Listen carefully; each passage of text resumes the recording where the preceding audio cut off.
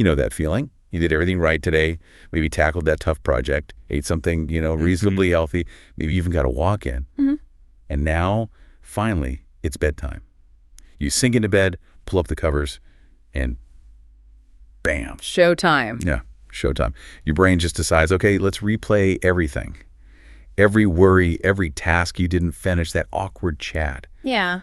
It's all just looping, right when you desperately want peace. Oh, I know it well. Staring at the ceiling, listening to the clock tick, the frustration just builds and builds. Exactly. That feeling where the day's anxieties basically follow you right into bed. It's so common, isn't it? Incredibly common. Just when your mind needs to power down, it decides to throw like a massive party. Right. And it's more than just annoying. It's genuinely exhausting. It affects so much. Absolutely. So tonight we're doing a deep dive. We got all this great material from you, articles, research, your notes, all about health, psychology, well-being. We want to dig in and pull out some really actionable stuff, maybe some surprising facts about how we can actually find that peace before sleep. Yeah, how to turn those anxious nights into genuinely restful mornings. That's the goal. That's the mission for this deep dive. We're going to guide you through this material, try to extract the most useful bits. We've got stuff on like your bedroom environment, the whole stress-sleep connection, and then specific techniques, mental and physical, to try and break that cycle. Think of it as assembling a toolkit.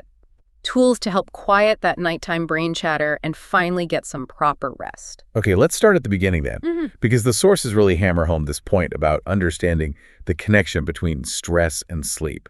They call it a vicious cycle. It really is. And it's tricky to break if you don't quite grasp how it works. At its core, stress, as the sources explain it, it's actually a normal response, ancient even, built into our biology. Right. It's how we react to threats. Exactly. Anything perceived as a threat could be physical danger, like, literally needing to escape something harmful, like the classic example. Like running from a lion. Yeah, exactly. One source uses that analogy, escaping a lion or a wild boar.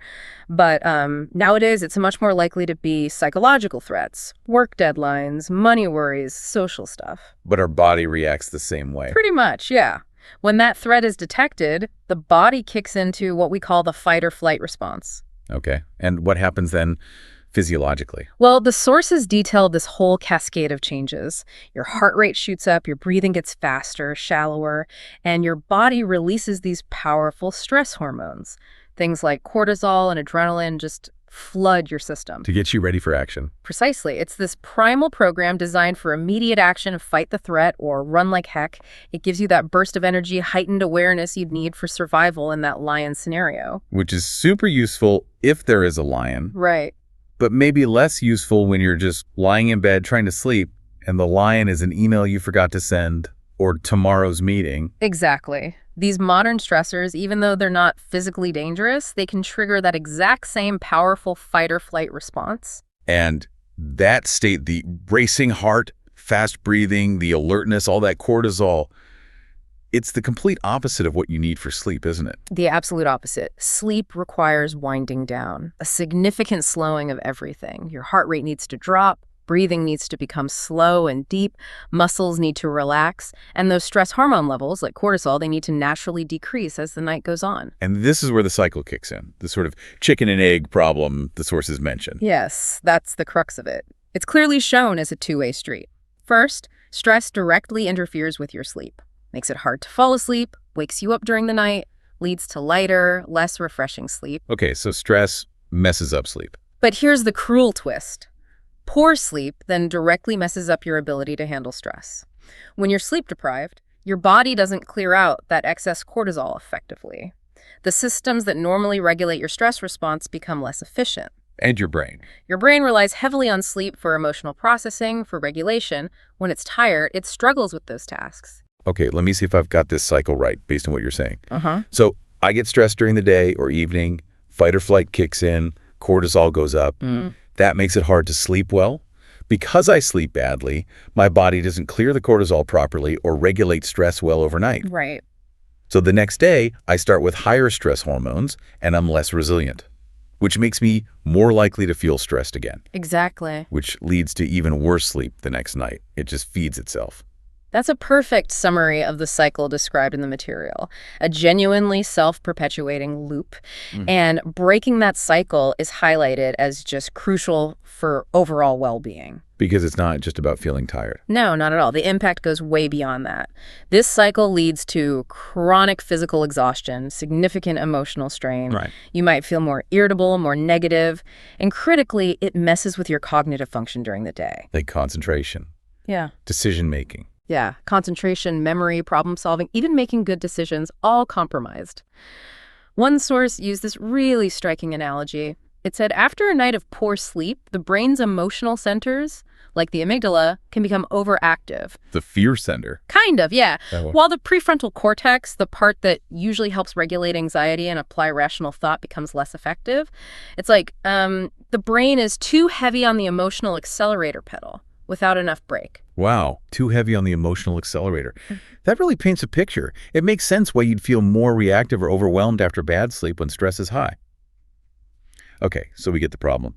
Stress causes bad sleep fuels stress. How do we start breaking out?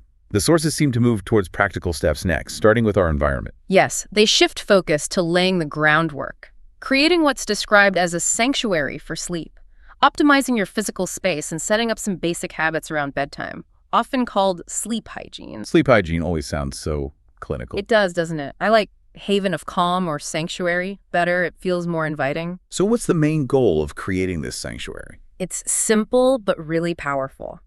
You want to train your brain to strongly associate your bedroom primarily with sleep and relaxation. That's it. Not with work, not with stress, not with scrolling on your phone or intense activities. So when you go in there, your brain gets the signal. Time to wind down. Exactly, setting the stage.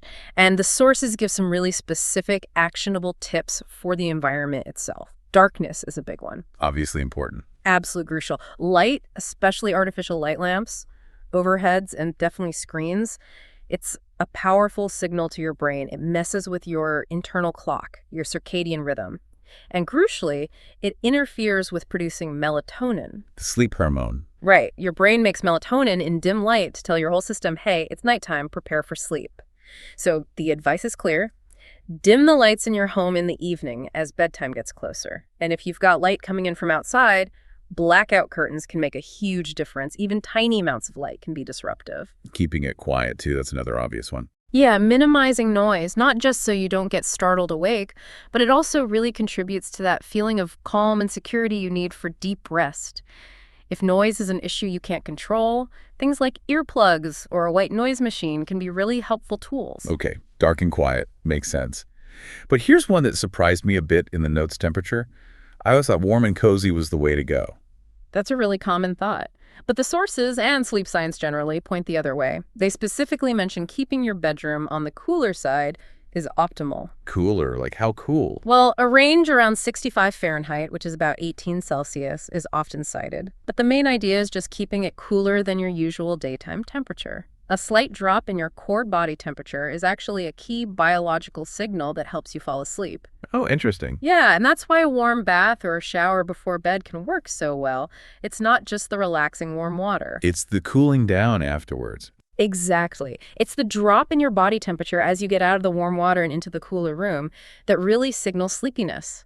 It preps your body for that temperature dip needed to initiate sleep. That connection, the bath, the temperature drop, the sleep signal, that makes so much sense. Yeah. It shows how these physical things really tie into our biology. Okay, so environment is key. And then the sources talk a lot about routine, right? Sleep loves routine. It really, really does.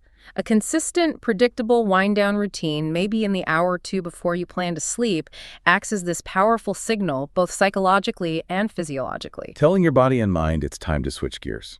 Precisely. This sequence, dim lights, put away work, do something calm, it means it's time to transition away from the day's stresses and prepare for rest. And the sources emphasize it doesn't need to be complicated. Consistency is the key. Same simple steps every night helps build a rhythm your body learns. So beyond temperature, light, quiet, what about the space itself? Any other practical tips for making it feel more peaceful? Yes, a really practical one is the no clutter zone rule for the bedroom. Ah, clutter. Yeah. The idea is that visual clutter can actually contribute to mental clutter. If your eyes are landing on piles of laundry, stacks of work papers, just Stuff everywhere. It's hard for your mind to properly switch off when you're trying to relax. I can definitely relate. Hard to feel calm when surrounded by chaos or reminders of things undone. Totally. So a tidy, organized space feels much more calming, supports a relaxed state of mind. And another simple tip mentioned, almost surprisingly effective. Go on. Making your bed in the morning. Really? Making the bed? Yeah. Even just quickly fixing the sheets and duvet, it contributes to this feeling of cleanliness, order, completion in the space right at the start of the day. And that then supports the feeling of calm and readiness for rest when you come back in the evening. It reinforces the bedroom as a place of rest. Such a small thing, but I get it. Cultivating order in your personal space could be grounding. And finally, cozy comforts. Right. Making your bed and bedroom genuinely inviting. Good bedding, maybe a favorite duvet. One source specifically mentioned cozy blankets, noting weighted blankets are popular now. Weighted blankets, right. Some people find them calming for anxiety. Yeah, the idea is they provide a sense of security, like a gentle hug, maybe grounding. But really, anything that makes your bed feel like a comfortable, safe haven helps create that sanctuary. Okay, so we've set the stage. Dark, cool, quiet, tidy bedroom. Consistent wind-down routine. Now, what about the things we shouldn't be doing? The sources talk about detoxifying your evening. Yes, this bit focuses on minimizing those common habits and substances that actively sabotage sleep and can actually make anxiety worse right before bed. The things working directly against finding peace. And the usual suspects come up. Alcohol and caffeine. We know they're bad, but the sources explain why in detail, which is helpful. Absolutely. Let's take alcohol first. It's a common myth that a nightcap helps sleep because, it might feel relaxing initially, maybe helps you nod off faster. Right, feels like it relaxes you. But the sources are very clear. Alcohol seriously impacts sleep quality, even if it helps you fall asleep. As your body metabolizes it through the night, it suppresses REM sleep. REM sleep. That's the important one for dreaming, memory. Exactly. Dreaming, memory consolidation, emotional processing, really crucial stuff. Alcohol messes with that stage. And there's that rebound effect too, isn't there? Precisely. As the alcohol clears your system later in the night, your body tries to compensate for the lost REM. This causes a rebound where you spend more time in lighter sleep stages, you wake up more often, sleep becomes fragmented, less restorative. So you might even have weird dreams. Yeah, more intense or disturbing dreams can happen during that rebound. So you might fall asleep quickly, but the quality of rest is shot. You feel less rested, maybe more anxious the next day, which just feeds back into that cycle. That perfectly shows why using alcohol for sleep just doesn't work long term. Okay, what about caffeine? We know it's a stimulant, but how does it specifically worsen things if you're already stressed? Well, caffeine directly stimulates your nervous system. As the sources point out, it actually elevates cortisol and adrenaline levels, those same stress hormones from the fight or flight response. So it amps you up even more. Right. It increases alertness, blocks adenosine, that's a chemical that makes you feel sleepy, boosts energy. All things that directly fight against trying to relax and wind down. Yeah. Now, sensitivity varies a lot, Some people can have coffee late afternoon, no problem. But for others? For others, even a morning cup can impact sleep. And if you're already dealing with stress and anxiety before bed, your baseline stress hormones might already be high. Caffeine just adds fuel to that fire, making it even harder to relax and fall asleep. Avoiding it, especially afternoon and evening, is pretty crucial if you're prone to anxiety-related sleep issues. Okay, so managing alcohol and caffeine is key. The other huge disruptor mentioned, especially now, is screens, blue light. Ah, yes. This is probably one of the trickiest modern sleep disruptors. That blue light from phones, tablets, computers, TVs, it's particularly bad because it strongly impacts melatonin production. Right, we need melatonin to signal sleep time. Exactly. Blue light in the evening actively suppresses melatonin, basically telling your brain it's still daytime even when it's late. It confuses your internal clock. But the sources said it's more than just the blue light itself, right? There's the mental stimulation aspect too. Absolutely crucial point. Even with blue light filters or night modes, the content on screens is often super stimulating. Social media, fast-paced shows, stressful news, it all keeps your brain buzzing when it needs to be winding down. And that specific term, doom scrolling. Yes, one source called that out specifically. Compulsively scrolling through negative news or social media, it's like directly feeding your anxiety right before you try to sleep. Activates the stress response just when you want calm. Perfect term for it. Like pouring gasoline on the anxiety fire. Totally. So the strong recommendation is a screen curfew. Put away the electronics an hour, maybe 2, before you plan to sleep. Let melatonin do its thing naturally. Reduce that mental stimulation that keeps your mind racing. Okay, ditch the screens. But replace them with what? Just staring at the wall doesn't sound very relaxing either. Chuckles, no, definitely not. The sources offer concrete, screen-free alternatives. Reading a physical book under soft light is a classic for good reason. It's absorbing, but without the stimulating blue light or variable content. What else? Things like adult coloring books, physical crosswords or puzzles, listening to calming music, or maybe a podcast audio only.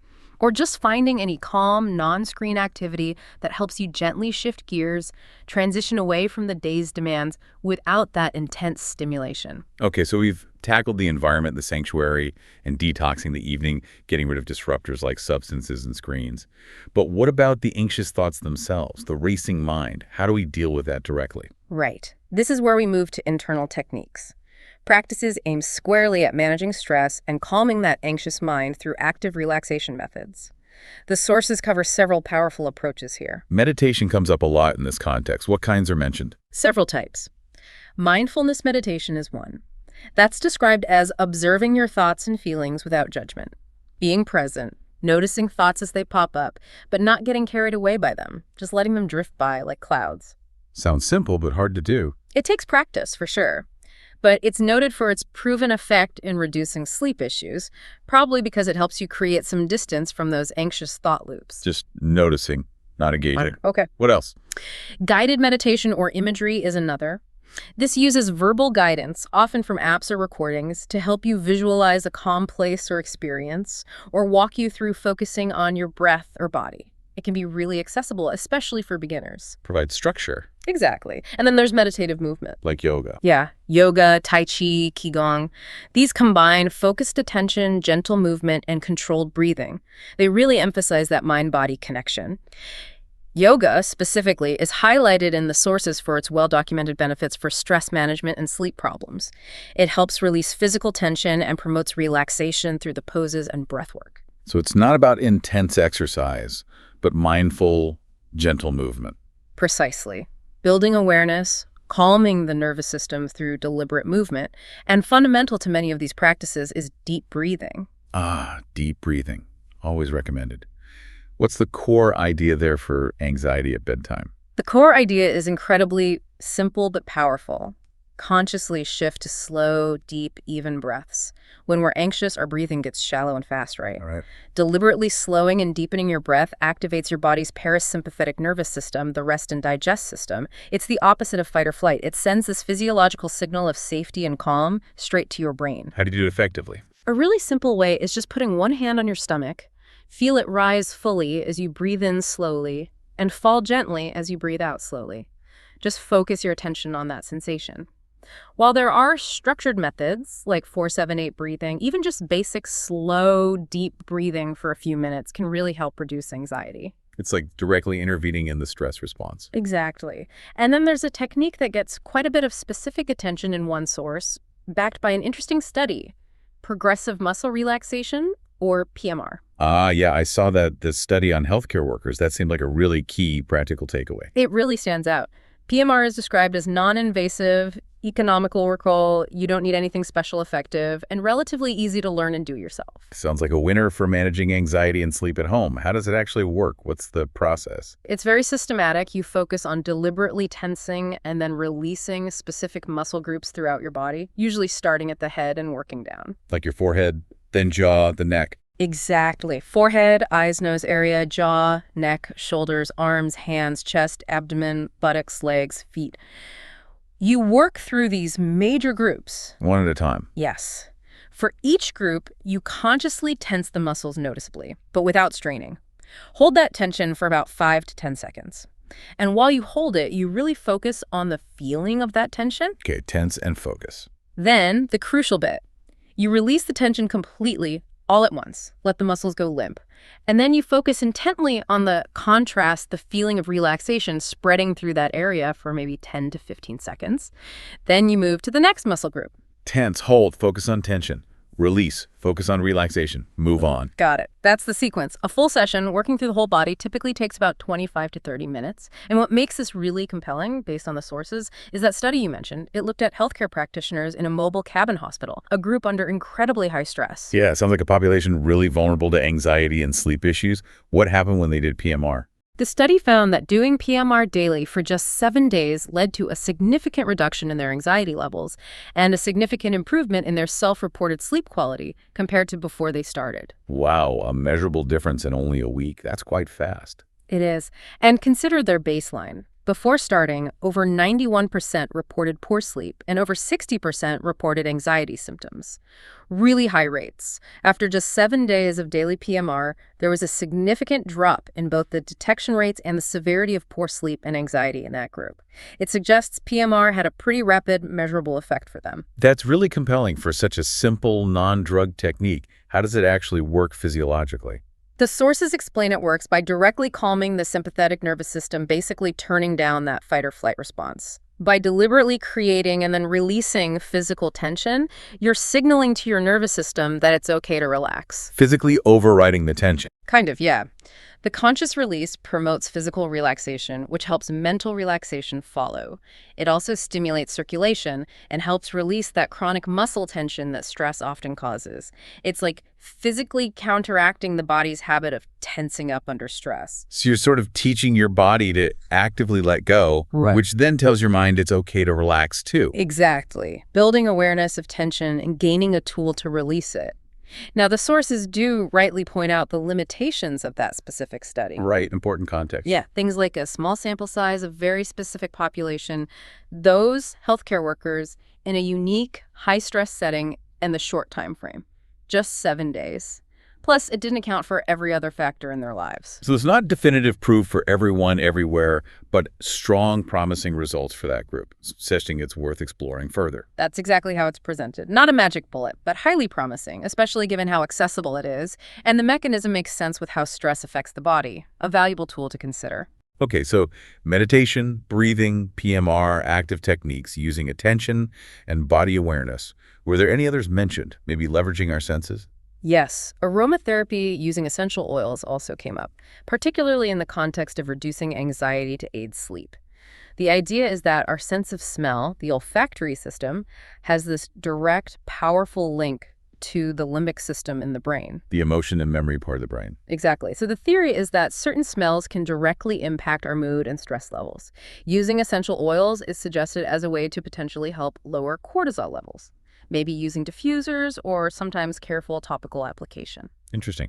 What specific oils were mentioned as potentially helpful? Several were listed. Lavender is probably the most famous one, right? Highlighted for being calming, soothing, maybe even sedating.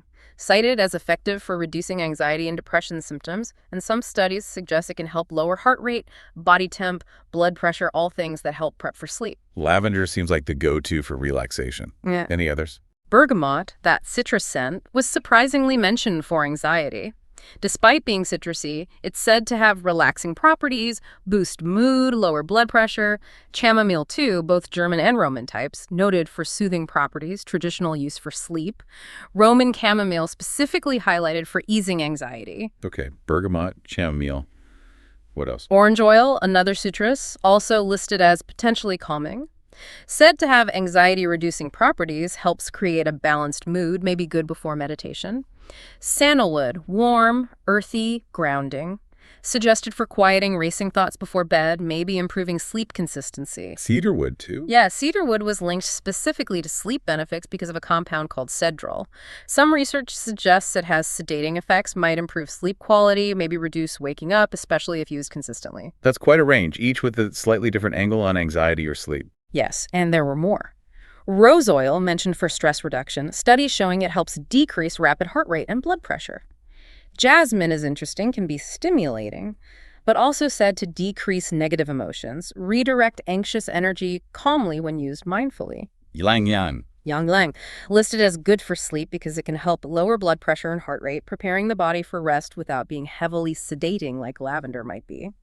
And finally, clary sage, noted for potentially reducing cortisol levels, hitting stress hormones directly, and suggested to have an antidepressant-like effect, clearing the head from tension. Wow, that's a comprehensive list. It sounds like aromatherapy using these specific scents could be another sensory tool, using smell to influence mood and relaxation before bed. It's presented as another potential avenue, yeah. Another tool for the toolkit, using a different pathway smell to influence the nervous system and emotional state. Okay, so we've got the environment, the evening habits, the relaxation techniques like PMR and breathing, even aromatherapy. Now, the sources also talk about shifting our mindset, right? This idea of the power of gratitude. Yeah, this was a really fascinating angle. Gratitude isn't just presented as an occasional feeling, but as an active practice, a tool for well-being that seems to have documented effects on sleep and anxiety. How does actively practicing gratitude help with sleep and anxiety, according to the sources? They point to specific benefits, especially from gratitude journaling. One study mentioned found that just 2 weeks of gratitude journaling led to improved sleep quality. Only 2 weeks. That seems quite fast for an impact on sleep. It suggests that, for some at least, shifting perspective towards gratitude can have a relatively quick positive effect. Other benefits mentioned include reductions in markers of stress and inflammation physiologically. So it's not just feeling better mentally, it might actually impact physical stress markers. Exactly. It's suggested to have these tangible effects. Gratitude practice is also linked to increased optimism, helping you notice the good things more easily, even when things are tough. And it can apparently strengthen relationships too, maybe by encouraging you to address issues earlier with a more positive frame, ultimately linked to greater happiness and life satisfaction overall. Sounds like a fundamental perspective shift with ripple effects. It does. And incorporating gratitude journaling into your pre-sleep routine could be another kind of grounding ritual. Writing down what you're grateful for helps connect with positive feelings, but it can also, importantly, be a way to get worries out by shifting focus. It ties back to that general tip about journaling for nighttime stress relief. So you could potentially use the same journal session to write down worries and things you're grateful for, kind of balance it out. Yes, acknowledging both the challenges and the things you appreciate could be a balanced way to clear your head. However, the sources introduce a really crucial nuance here, a warning about something called toxic positivity. Toxic positivity, that sounds bad. What is it? It's the idea of minimizing, suppressing, or just outright denying negative feelings or difficult experiences, the notion that you should always be positive no matter what, and mental health experts really caution against this. Why is trying to force positivity harmful? Well, the sources explain that ignoring or suppressing negative emotions doesn't make them vanish. Often it just intensifies them, or they pop up later in unhealthy ways. The pressure to always put on a good vibes-only face can be damaging because it stops you from actually processing difficult stuff authentically. It can lead to feeling isolated. It's more like denial than genuine emotional health. So forcing positivity can actually backfire if you're trying to manage anxiety and find peace. Precisely. It skips the necessary step of acknowledging and working through tough emotions. The healthy alternatives suggested include acknowledging all your emotions, good, bad, messy, whatever, without judging them. Just letting yourself feel what you feel makes them easier to process. And how we interact with others. Yeah, practicing listening to others who are struggling without immediately jumping in to fix it or put a positive spin on it. Just validating their feelings respects their experience. The key is balance. Gratitude is powerful, but it needs to fit into a realistic emotional picture that allows for difficulty, not used to pretend bad things aren't happening. That's a really vital distinction. Gratitude as a tool for perspective is different from using positivity as a shield against difficult feelings. Journaling can be powerful, but needs to be part of an approach that acknowledges the whole picture. Absolutely. Cultivating genuine appreciation while still honoring your authentic emotional state. That's the goal. Okay, wow. We've covered a lot of ground in this deep dive. We started with that vicious stress-sleep cycle, then looked at setting up the physical space for calm, establishing routines. We talked about detoxing in the evening, minimizing things like alcohol, caffeine, screens. Then we dove into relaxation techniques, meditation, deep breathing, that detailed look at progressive muscle relaxation and its study, even aromatherapy. And finally, cultivating gratitude. But with that really important caveat about avoiding toxic positivity and the need to acknowledge all emotions. And the big takeaway weaving through all of this seems to be there's no single magic bullet, right? Definitely not. It's more about building this combination of simple, Consistent habits and techniques, things that address the physical side, tension, environment, your evening behaviors, and your mental and emotional state. Building a personalized toolkit, finding what clicks for you. And the sources seem to suggest that even small, consistent steps can start making a difference. You don't have to do everything at once. No, absolutely not. Which brings us back to that really powerful idea I mentioned earlier about the brain and sleep. The sources highlighted how deep sleep, that slow wave stage, seems crucial for regulating our emotional centers. It can act like a natural anxiolytic. A natural anxiety reducer. How does that work again? During deep sleep, the prefrontal cortex, the rational thinking, emotional regulation part of the brain, apparently reconnects and strengthens its control over the amygdala, the fear and threat processing region. This helps restore the prefrontal cortex's ability to put the brakes on emotional reactivity the next day. So, the habits we've discussed, all aimed at relaxing, reducing anxiety, getting better, deeper sleep, they aren't just about feeling better tonight. That's the implication. Over time, consistently doing these things could potentially help reshape how your brain actually responds to anxiety fundamentally. You're not just managing anxiety to sleep better, you might be sleeping better to help your brain become less anxious overall. That is a truly profound thought. The effort you put into calming your evening, improving sleep quality. It could be a long-term investment in making your brain more resilient to stress and anxiety. Exactly. So as you're wrapping up your day, maybe consider this question based on everything we've explored. What one small step, just one simple action from this deep dive, could you commit to trying tonight? Just one thing to start that process.